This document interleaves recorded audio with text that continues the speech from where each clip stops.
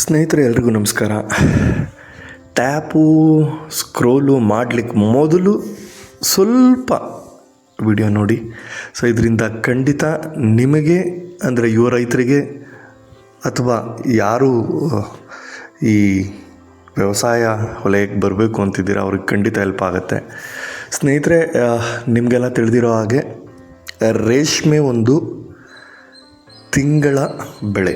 ಅಂದರೆ ನೀವು ಒಂದು ತಿಂಗಳಲ್ಲೇ ಆದಾಯ ಪಡೆಯುವಂಥ ಬೆಳೆ.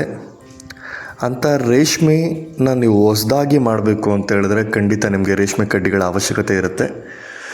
ನಮ್ಮಲ್ಲಿ ಉತ್ತಮ ಗುಣಮಟ್ಟದ ಅತ್ಯುತ್ತಮವಾದ ರೇಷ್ಮೆ ಕಡ್ಡಿಗಳು ಉತ್ತಮವಾದ ಬೆಲೆಗೆ ದೊರೆಯುತ್ತೆ.